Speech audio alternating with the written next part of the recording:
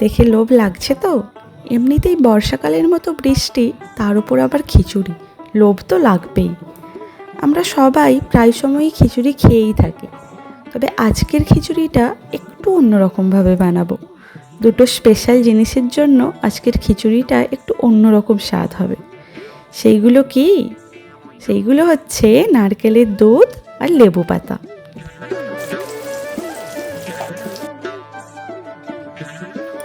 মোটামুটি খিচুড়িতে যা যা মশলা লাগে সবই নিয়েছি।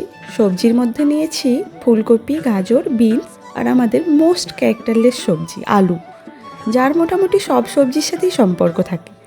সবজিগুলো একে একে ভেজে তুলে নিয়ে সেই তেলের মধ্যে জিরে, কাঁচা লঙ্কা ফোড়ন দিয়ে একে একে মশলা কষিয়ে ধুয়ে রাখা মুগ আর মসুর ডাল দিয়ে একটু ভেজে নেব।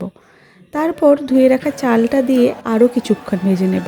চালটা ভাজা ভাজা হয়ে গেলে তার মধ্যে দিয়ে দেব সবজিগুলো দিয়ে একটু নাড়াচাড়া করে তার মধ্যে দিয়ে দেব সেই স্পেশাল জিনিস, এক বাটি নারকেলের দুধ।